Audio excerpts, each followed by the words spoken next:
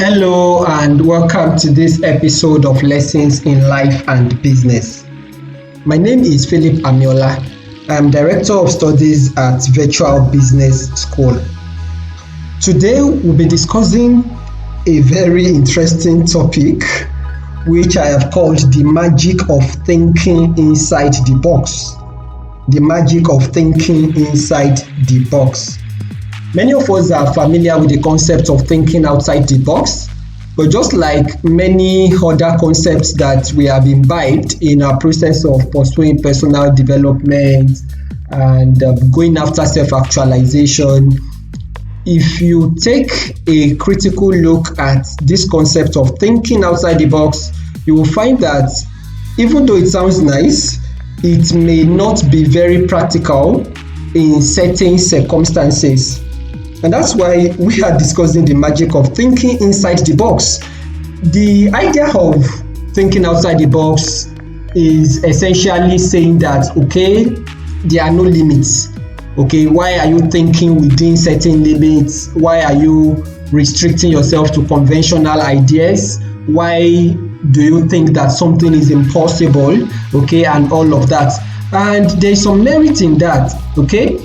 It's good for you to go outside conventional ideas. It's good for you to do things that you have not done before and all of that. But at its essence, the idea of thinking inside the box is to say that there are no limits. Okay, and in fact, some people go as far as saying that, okay, it's not even about thinking outside the box. The fact is that there is no box. Okay, so they say there is no box, so there are no limits at all. So you don't even have to talk about thinking outside the box because there is no box in the first place. But the truth is that limits are a fact of life. Okay, we say a lot of nice things that are not true and that are not practical. We need to recognize the fact that boundaries and limits are a fact of life. In a perfect world, we wouldn't have boundaries and limits, and that perfect world exists. Okay, but the world we're living in now is an imperfect world.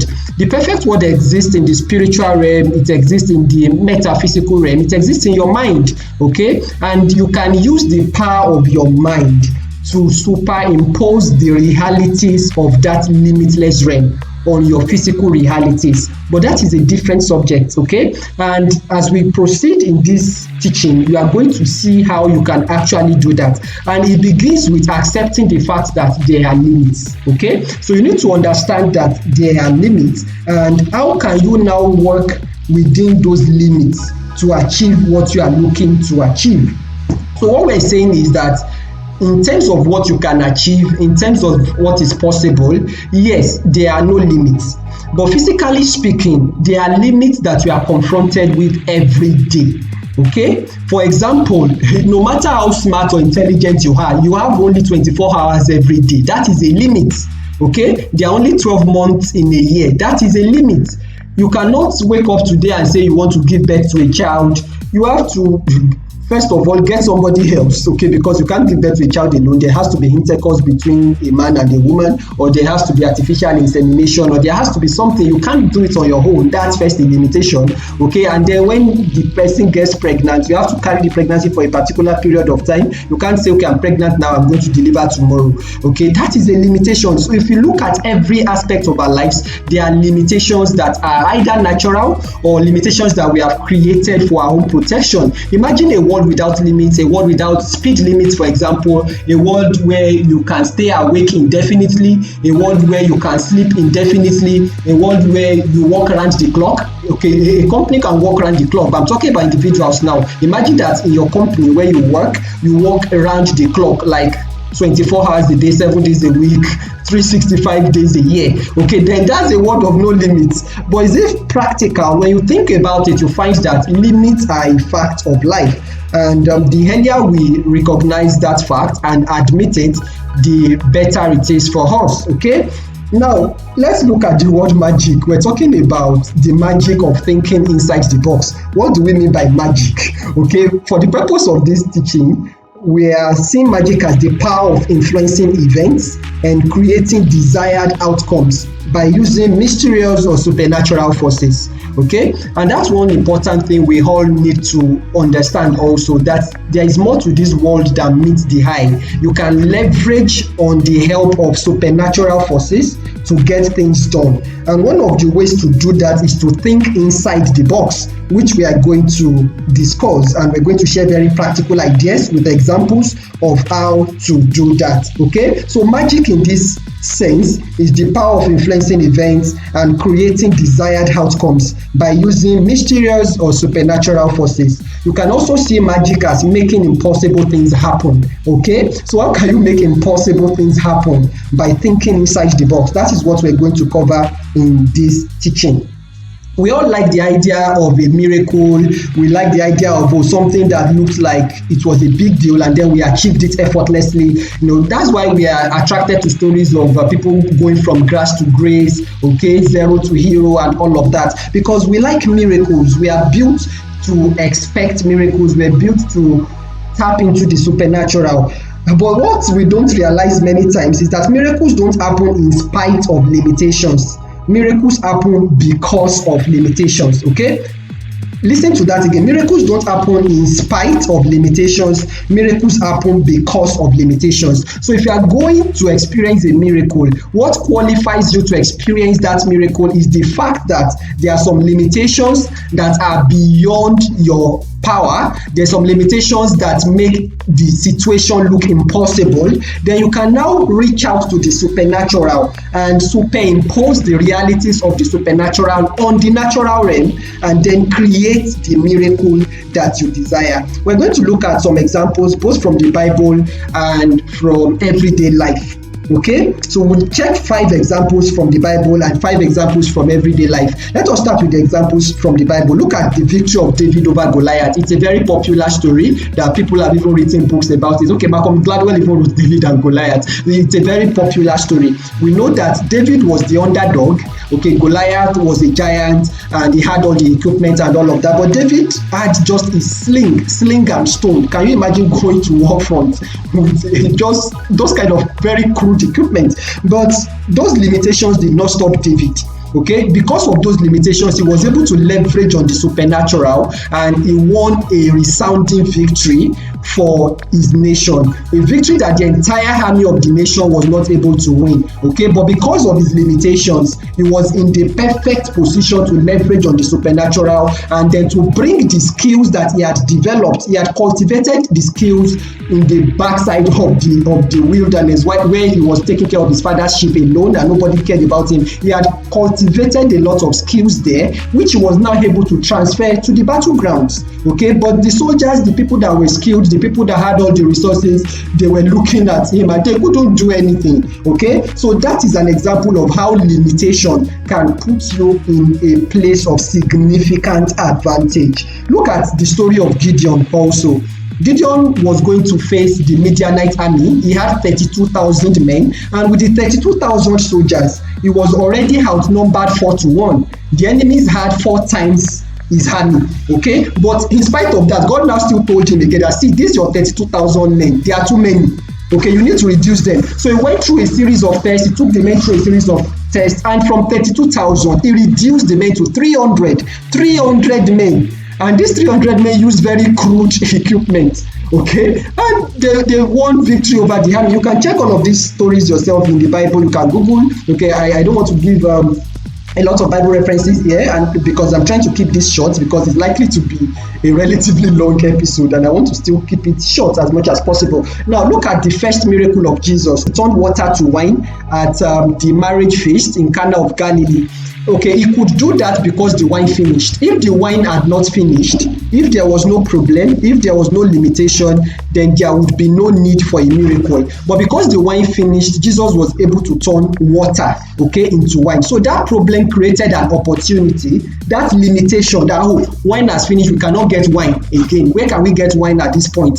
Okay, that limitation created an opportunity to leverage on the supernatural and to practically create magic. Okay, then feeding of the 5,000. This is very instructive. Now Jesus told his guys, I said, guys, these people have been here all day. Give them something to eat. And those people immediately they went into the mode of economists and accountants, and they were like, see, even if we want to feed these people, a year's wages will not be enough. Now they were looking at what could have been done. They were looking at, okay, if only, okay, they were thinking in terms of if only we had a year's wages, then we could feed these people. But Jesus was telling them that no, don't think in terms of if only, think in terms of now that we're here and we don't have a year's wages, what do we have? What can we do? And all they could find was a boy's lunch, 5 loaves of bread and 2 fishes. And with that, they actually fed the 5,000 people and they had leftover. Okay, so it's not the fact that what you have is not enough. Okay, it is knowing how to take that thing that is not enough and leverage on the supernatural, then you can make it more than enough.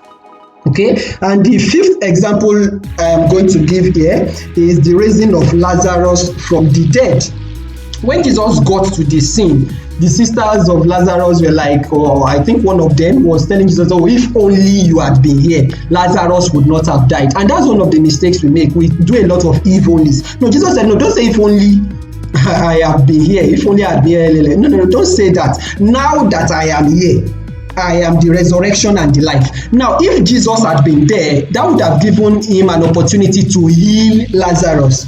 But now that Jesus was not there on time, it provided an opportunity to do something even greater. So Jesus was now able to raise him from the dead.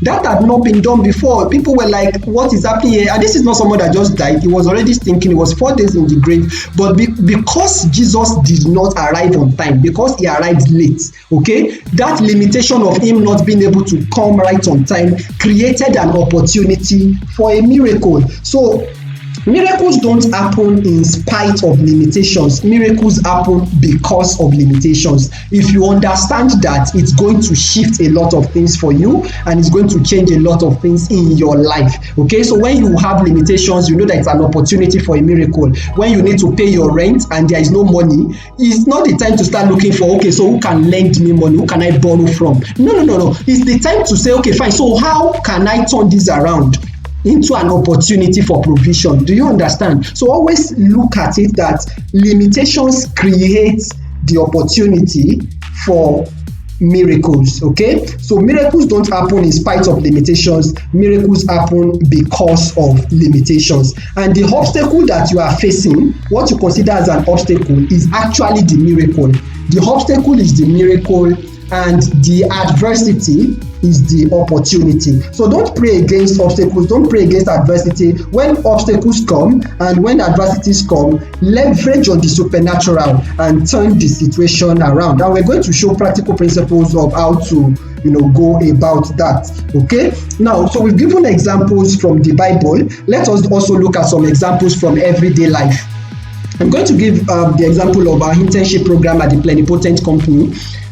We have this idea of having an empowerment center, and I'm not talking about empowerment center where you give people bags of rice and indomie and vegetable oil and wheelbarrow, and you say that you have empowered them. No, I'm talking about real empowerment, empowering people to solve problems at a global level, at local and global levels, empowering people to create real solutions, empowering people to create value, okay, that will improve their lives and the lives of others around them, and through that, okay, help them to be self-sufficient, help them to shift their economic situations. Okay, so we're talking about creating real value. So we have a vision to have a center like that, a big center that will be turning out at least, it could be more, but at least training 1,000 people every year and equipping them, empowering them with real skills, okay, that will make them globally competitive and improve their economic situation. But we don't have the resources for that kind of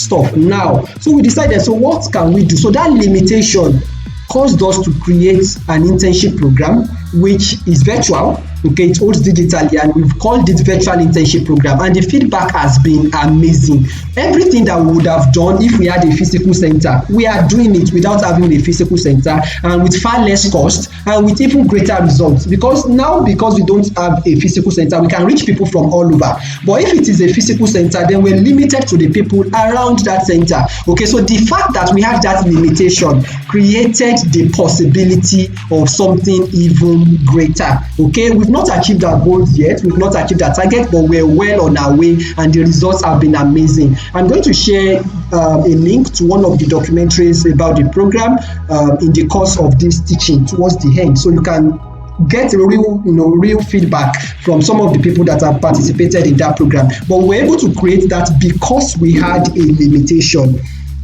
Another example here that comes to mind is the Ikorodu boys. Okay, if you are not in Nigeria, or if you are not conversant with the social media space, okay, you can Google Ikorodu boys. Boys here is spelled BOIS. Ikorodu boys. These guys are doing amazing things. Okay, they mimic blockbuster movies and all of that, and they use very crude tools, very crude equipment. And recently, they got the attention of Netflix. Netflix sent them powerful equipment. Then they've got all sorts of other international recognitions. And these are just, I think there are 4 guys thereabout, and they are siblings, 3 siblings and 1 cousin. But they are all family members, 3 siblings and then 1 extended family member. And they are young guys. The oldest among them is in his early 20s, okay, and they are doing amazing stuff. When others are complaining, they took the limitation that they had and they turned that limitation into an opportunity. Okay, so the third example I'm giving is software replacement for hardware tools. When I started teaching, like this kind of teaching I am doing now, I did not have a microphone, but I needed to create video tutorials and all of that. And okay, because I did not have the means to get a physical microphone, I was going to order one from Amazon, but the shipping cost was prohibitive. I got the money for the microphone, but when I checked the shipping cost, I felt, do I want to spend this on just shipping? Okay, so but in the process of that, okay, I was about going to church one Sunday morning. I think I was putting on my socks and shoes, and the idea just came to my mind: why can't you turn your Android phone into a microphone? I was like, wow, immediately I knew it was the Holy Spirit, okay, that brought that idea, because okay, I've been thinking, I've been meditating, I've been praying, okay, God, I need a microphone now. But it didn't even occur to me that my phone could act as a microphone. That was how I discovered WoMic, an app that I installed in the Google Play Store, and then I installed the client on my laptop, and to cut the long story short, my phone became my microphone, free of charge, and it was even far more effective than the microphone I would have bought. Okay, and I saw someone recently also sharing the story of how his daughter spoiled the TV's remote control. Maybe the daughter spoiled the remote control or misplaced it, and he was planning to buy another one, and the Holy Spirit just told him that, okay, your remote control is already here. To cut the long story short, he got an app, okay, that made it unnecessary to buy remote control. Now, because he had that limitation, he was able to find a solution that was far better.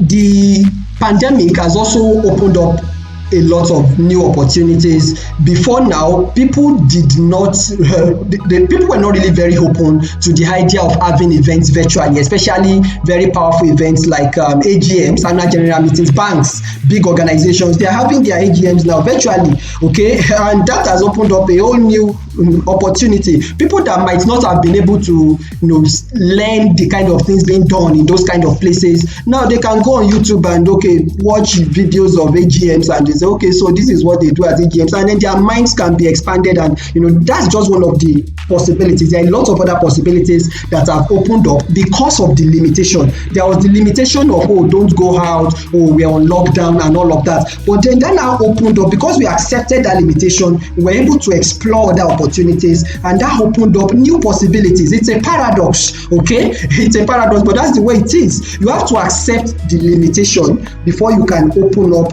opportunities. And the final example I'm going to give is digital banks.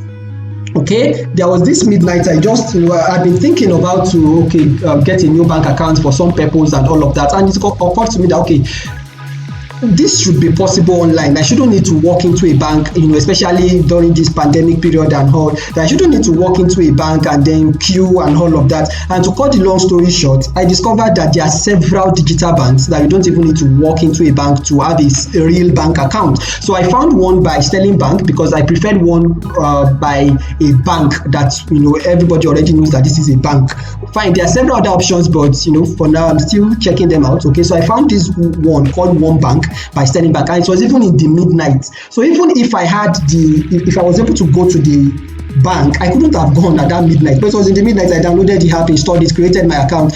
As at the time of recording this video, okay, just yesterday, okay, I got my debit card. Okay, it was delivered to my house. Okay, that's a day before recording this training. Okay, so and I did not have to leave my house. That's a new possibility, okay, that has opened up because of certain limitations. Okay, and still on this, I was going to make a transaction, then I found out that the account I had was actually what they call a tier 1 account. There are some limits. There is a certain amount of money that I cannot receive beyond that in one transaction. Okay, and then there is a limit to how much I can have in the account. So I didn't know that until when I needed to do a transaction, and then they said, okay, you need to send your utility bill, send details of your address. And I looked around, I couldn't find a recent utility bill, and then I went online. I felt okay, fine. All the while we've always been purchasing electricity units by going to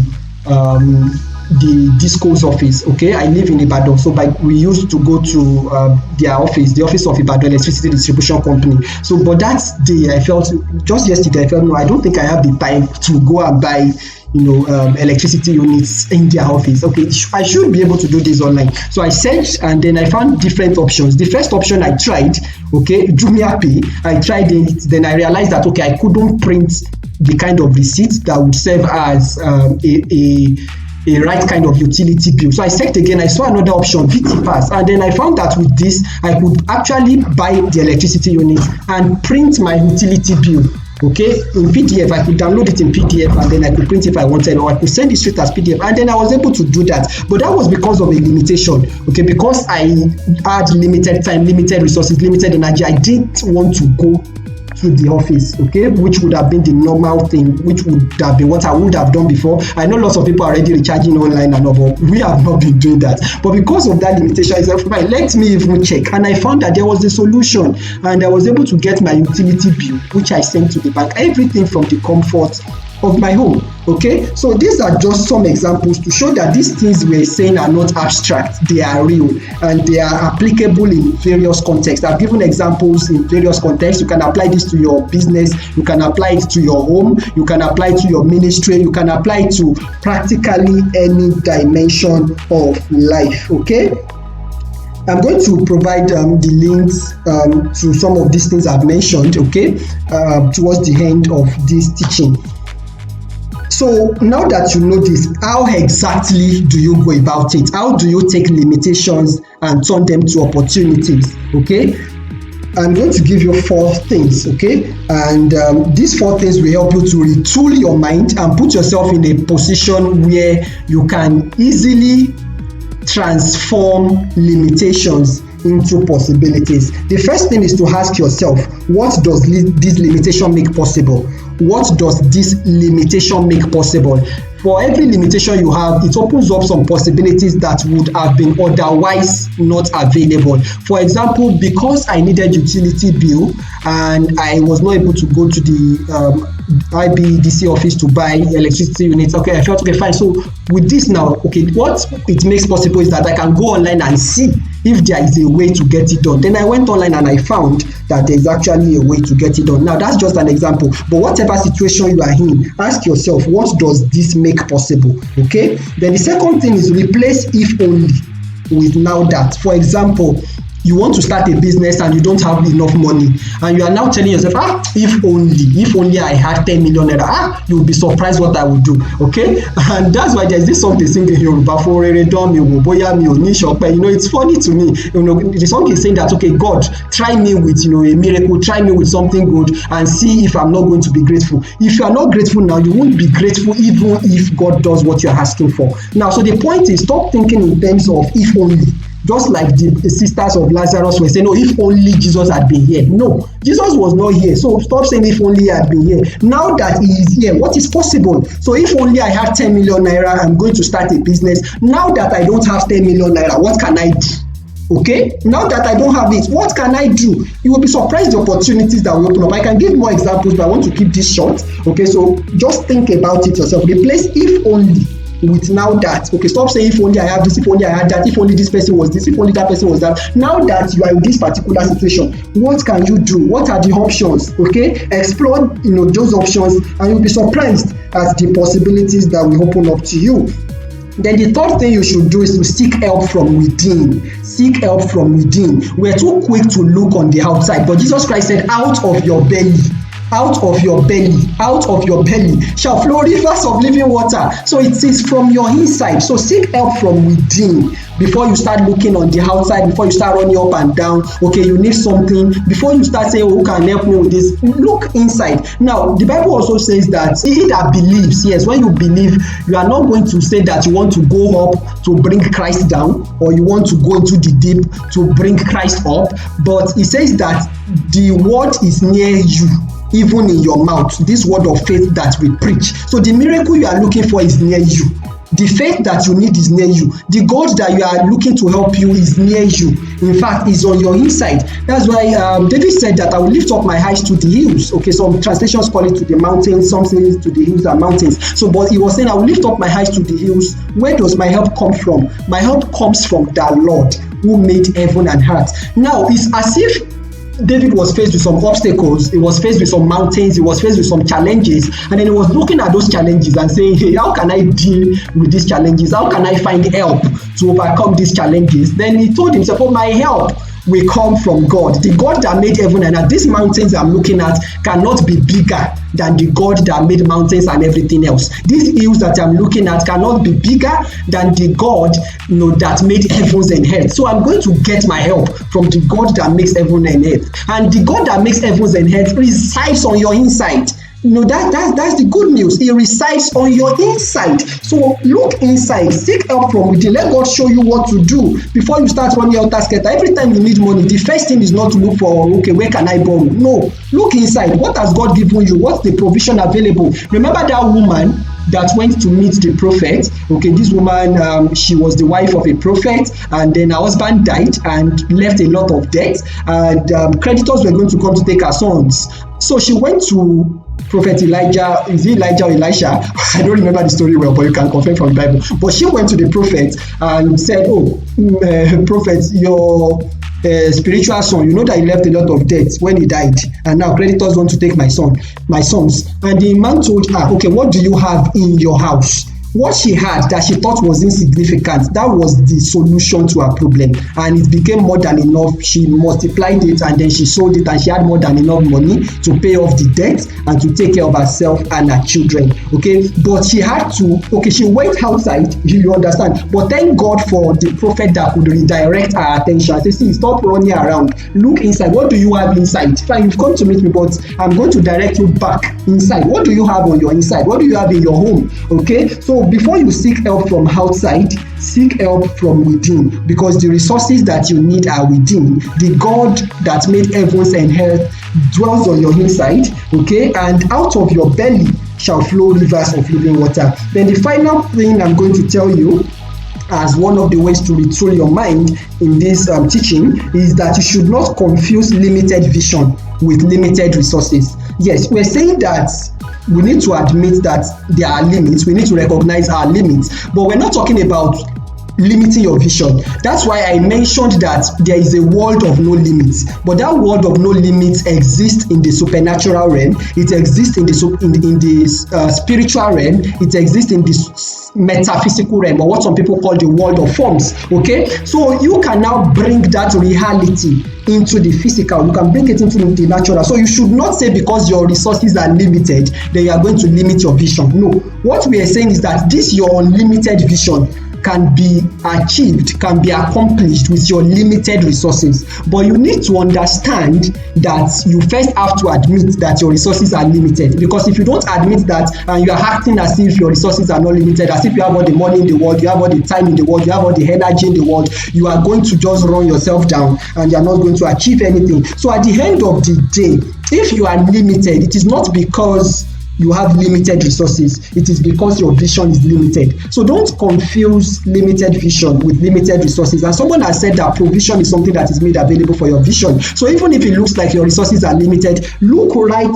within those limited resources. What is the way through which you can at least begin to give expression to your vision, okay, even with the limited resources? Let me give you another practical example. At the Plenipotent Company, we are building a globally scalable business that offers clients the quality and reliability of a large corporation while innovating with the ease and flexibility of a small business. That's a big deal, okay? Now, so how do we build a globally scalable company with limited resources? We're doing it already, and it's just only going to get better. It will keep getting better, it will keep getting bigger. Now, that is a vision that is not limited, but it is being achieved, it is being accomplished. We're in the process of working it out, even with limited resources. So it's not about starting big, it's not about just splashing resources. Okay, it's about how can I be resourceful within the limits of what is available to me. So it's not so much about resources,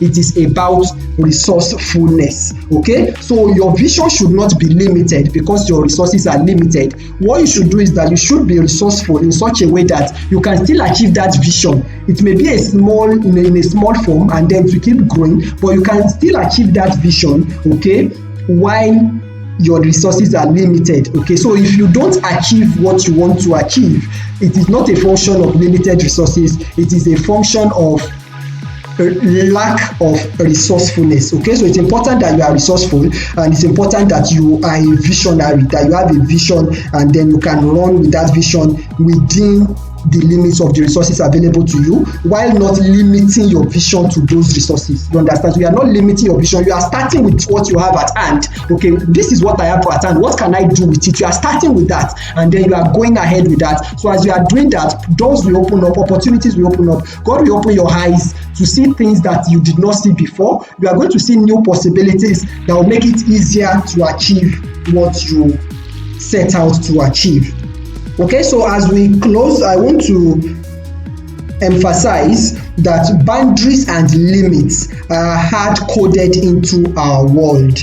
You can ignore this fact to your own peril, or you can accept it and open up a world of possibilities. Okay, it's a paradox, but that's the way it is. Boundaries and limits, okay, they are hard coded into our world. Some people will ignore it. In fact, I remember reading a book when I was in secondary school, Know Your Limits, Then Ignore Them. Okay, some people will ignore the limits, but in practice, ignoring the limits does not really solve any problems. You need to admit that, yes, this is a world of limits. So it is after you have admitted that this is a world of limits, so I only have 24 hours a day, that's a limit. So how can I make the most of it? So how many hours do I need to sleep? How many hours do I need to get my work done and all of that? Now, those limits will force you to be creative, okay? So they will force you to be creative, they will force you to be resourceful, okay? And it will compel you to explore new ways of achieving what you are looking out for.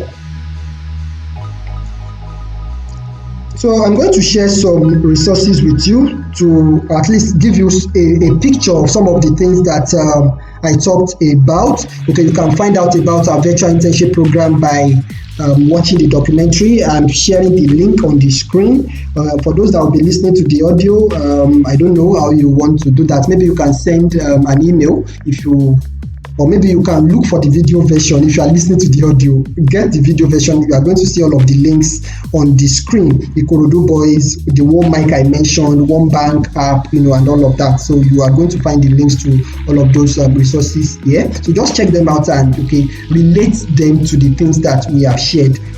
And if you have any question or comments, feel free to reach out. Depending on the platform where you are accessing this, you might be able to post a comment, but if not, just go to connect.tpcl.com.ng/ask, connect.tpcl.com.ng/ask, then ask your questions there. So we're going to get back to you with a response, and we may also be able to answer your question in a subsequent episode of the program. Thank you very much, and enjoy the rest of your day. Feel free to share this with your friends, family members, everyone that can benefit from it. And I am going to leave you with these words. Constraints compel creativity. Think about that. Constraints compel creativity. So when you are constrained, when you are inside a box, as it were, think inside that box. Imagine that, if these limitations are not removed, what can I do? So those constraints will compel you to become more creative, and then by so doing, you are going to open up a world of possibilities. Thank you again, and bye for now.